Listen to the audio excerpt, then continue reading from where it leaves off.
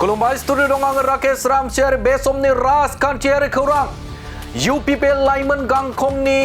गाहाय नेहाथारि फुकन लाहारिनि मोनसे राजखान्थियारि बेफ्रुसार बाथ्रा बे समाव फुकन लाहारि बिथाङा हाग्रामा महिलारिखौ थांखिनानै बाथ्रा बुंथिदों। हाग्रामा महिलारि बिथाङा नंखाय बुंनायनि मास्टार होनानै रुजुदों बिथां फुकन लाहारि बिथाङा। मानोना हाग्रामा महिलारि बिथाङा गोसोमखौबो गुफुर होननानै बुंनो हानाय सासे नंखाय बुंग्रा हाग्रामा महिलारिया होननानै बाथ्रा बुंथिदों बिथां फुकन लाहारि बिथाङा। फुकन लाहारि बिथाङा बाथ्रा बुंथिदों जे हाग्रामा महिलारि बिथाङा बाथ्रा बुंबाय थायो बड'लेण्डखौ दिल्लीयाव फानबाय होननानै बाथ्रा बुङो बिथां हाग्रामा महिलारि एबा BPF राजखान्थि हान्जाया। बे बाथ्राखौनो रिएक्शन होदों बिथां फुकन लाहारि बिथाङा बाथ्रा बुंथिदों जुदि बिथांमोना जुदि UPPL राजखान्थि हान्जाखौ आरो एबसुखौ जुदि बाथ्रा बुङोब्ला बे समाव बिथांमोना जुदि बुंबाय थायोब्ला बड'लेण्डखौ दिल्लीयाव फानना फैबाय होननानै बुंदोंब्ला बै समाव जाय बिथांमोना BSc गोजोन गोरोबथा खालामदोंमोन जाय बिथांमोना बे समाव BTC गोरोबथा खालामदोंमोन BSc गोरोबथा खालामनायाबो BSc नङामोन दाबिया आलादामोन आलादा रायजो बड'लेण्डमोन BTC गोरोबथा खालामनायाबो बे समाव BTC नङामोन बड'लेण्डसोमोन सोमावसारनाय एबा बड'लेण्ड आन्दलनसोमोन नाथाय बिथांमोना मानो दिल्लीयाव फाननानै फैखो बुंनांगोनबा बै समाव जाय गोरोबथा खालामनाय BSc गोरोबथा खालामनाय सानसुमा खुंगुर बैसोमुतारि बिथांखौबो बुंनांगोन हाग्रामा महिलारि बिथाङाबो क्लियार खालामनानै बुंनांगोन मानोना बे समाव बिथांमोननि दाबियाबो बड'लेण्डसोमोन नाथाय BTC मानो गोरोबथा खालामखो होननानै बाथ्रा बुंथिदों एबा सोंलु खालामदों बिथां फुकन लाहारि बिथाङा हाग्रामा महिलारिखौ थांखिनानै बाथ्रा बुंथिदों। हाग्रामा महिलारि बिथाङा नंखाय बुंनायनि मास्टार होननानै बाथ्रा बुंथिदों बिथां फुकन लाहारि बिथाङा। मानोना बे समाव BTR गोजोन गोरोबथा बे गोजोन गोरोबथाखौनो जेब्ला गोरोबथा खालामदोंमोन बे गोरोबथा खालामनाय समाव हाग्रामा महिलारिया खौरांगिरिया सोंनायाव बाथ्रा बुंथिदोंमोन जे बे समाव BTR गोजोन गोरोबथाया जोबोद मोनसे गिदिर गोरोबथा आरो जाय गोरोबथाखौ मावफुङोब्ला आलादा बड'लेण्डआ बेजोंनो जागोन होननानै हाग्रामा महिलारिया गिबि स्टेटमेन्ट होदोंमोन नाथाय बेनि उनाव बिथांमोना दाउदै गला होनानै बाथ्रा बुंथिदों आरो बेनि उनाव बे समाव BTR गोजोन गोरोबथाखौ मावफुंनो थाखाय हादरनि गाहाय मन्त्रि नरेन्द्र मदिखौ बिथाङा खावलायनायखौ नुनो मोनदों आरो बेनि अनगायैबो BTR गोजोन गोरोबथाखौ खालामफ्लानाय एबा गोरोबथाखौ बे समाव बिथांमोना फालिफ्लानायखौ नुनो मोनदों होननानै बाथ्रा बुंथिदों बिथां फुकन लाहारि बिथाङा आरो जायनि थाखायनो बे समाव हाग्रामा महिलारि बिथाङा बे समाव नंखाय बुंनायनि मास्टार गोसोमखौबो बिथाङा गुफुर बुंनो हायो होननानै बाथ्रा बुंथिदों बिथां UPPL लाइमोन गांखंनि गाहाय नेहाथारि फुकन लाहारि बिथाङा। प्रमद बर'आ बड'लेण्डखौ दिल्लीयाव फानबोदों होनना बुंबाय थायो आरोखि दा प्रमद बर'खौ जुदि बड'लेण्ड फानबोदों होननानै बुङोब्ला हाग्रामाया बिनि सिगां फानग्रोदों नङा होमबा हाग्रामाया BTCनि आन्दलन खालामाखैमोनथ' नङा होमबा सानसुमा खुंगुर बैसोमुतियारिया नोङो BScनि आन्दलन खालामाखैमोन ना बड'लेण्डनिसो आन्दलन खालामदोंमोन ना नङा होमबा दा बे हिसाबै जुदि प्रमद बर'खौ दिल्लीयाव बड'लेण्डखौ फानबोदों होनना बुंदोंबा बिनि सिगां सानसुमा खुंगुरा फानग्रोदों सेकेन्डआव हाग्रामाया फानबोग्रोदों नङा होमबा बेयो आरोखि बेनि उत्तरा ओंखायनो बिथांमोना थगायनायाव बिराद एक्सपार्ट बिथांमोना गुफुरखौबो जबरदस्त गोसो मोनथारो लाजिया नों BTR एकर्डखौ लानानै खनबेसे बाथ्रा सोलायखो जेब्ला BTR एकर्ड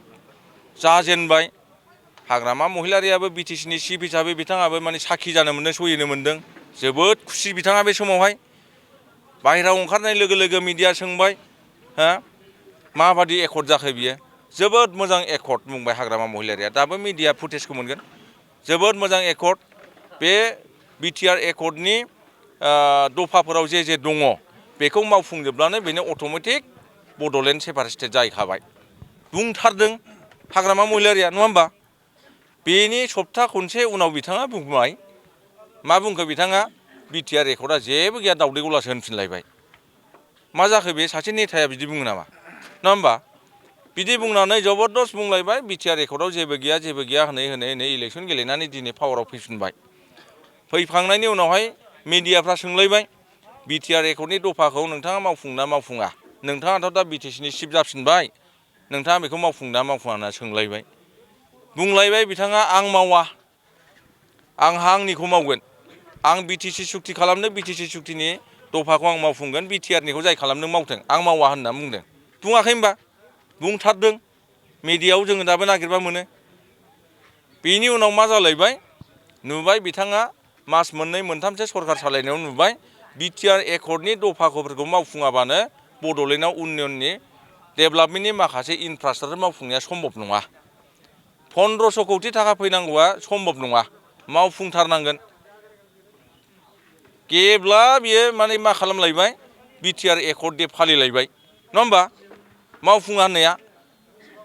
बागुरुम्बा दोहौआव बिथाङा मा बुंबाय नरेन्द्र मदिखौ खावलायलायबाय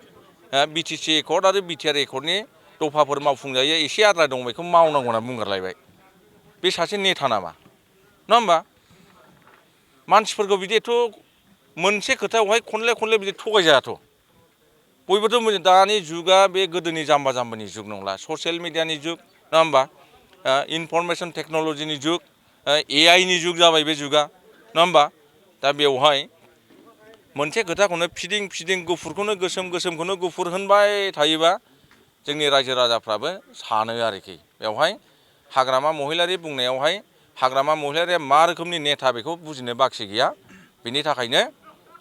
नैबे एइबारनि फैगौ 9 थारिखआव जानो गोनां जे बिधान सभानि इलेक्सन बेवहाय जुदिअ जोंहा सरकार गैयाब्लाबो बिटिसि सरकार गैयाब्लाबो जोङो लिरनानै ला बिपिएफनिफ्राय बांसिन जोङो एमएलए मोनगोन बिथांमोनाबो देरहागोन खिन्थु जोङो बिथांमोननि मोनसे मोननैबाबो जों बारा मोनगोन बे आरोखि दा मोनसे आन्डार कारेन्ट जोङो नुबाय जोंहाथ' मोनसे प्रेक्टिकेल जोङो मोनसे अबिगथा दङ जे मानसिफोरनि थांलाय फैलाय नेता फालि नेताया दल सोलायबानो माने इलेक्सन देरहाया मोनसे आन्डार कारेन्ट वेभ थायो बे आन्डार कारेन्ट जे वेभआ इउपिपिएलनि थाखाय जोबोद मोजां खारन हाग्रामा सरकार फैफिननायनि उनाव जे परिबेस जादों बिराद आफसुस जादों बयबो आफसुस जादों इउपिपिएल दोलोआनो साबसिनमोन बे जिनिसखौ गासैबो रायजो राजाफ्रा बुजिनो हादों आरोखि गासै जाथि जनगोष्ठीनि दैदेनगिरि रायजो राजा गासैबो बुजिनो हादों जे प्रमद बर'नि आइडिअलजि प्रिन्सिपल प्रमद बर' दैदेननाय इउपिपिएल दोलोनि सरकारानो साबसिनमोन बिराद गिदिर भुल जाबाय दा पावारखौ जों बेलेन्सआव दोननोसै पावारखौ बेलेन्सआव दोननोसै एइबारावहाय एमएलएखौ जोंनिखौ बांसिन देरहाहोबाथाय जोङो आसाम सरकारावहाय जुदि जोङो सरकार दानायाव बाहागो लानानै जायखि सरकार दाया बाहागो लानानै जोङो साथाम साब्रै जुदि जों मन्थ्रि मोनोब्ला हाग्रामा महिलारिया जोंखौ सेरनो हाला आरोखि अब्ला हाग्रामा महिलारिया गाज्रि खामानि मावनायनिफ्राय बे गोजानाव थानांगोन खिन्थु हाग्रामा महिलारिनो गासै माने क्षमताखौ रायजो राजा होजोबोबा बिथाङा गाज्रि खामानि मावनो माने माबा जानाय नङा आरोखि आसुसु मोननाय नङा गिनाय नङा ओंखायनो बे पावारखौ बेलेन्सिङाव दोननांगौब्ला दिनैनि दिनाव इउपिपिएल दोलोनि बिजाथिफोरखौ जों बांसिन देरहाहोनांगौ पावारखौ बेलेन्सआव दोननांगौ रायजो राजाफोरनि मोजां खामानि जानांगौ जों मोनसे स्ट्रं अपोजिसन हिसाबै हाग्रामा महिलारिनि मोनफ्रोमबो माने गाज्रि खामानिखौ जों अपोज खालामबाथाय रायजो राजानि मोजां खामानि जागोन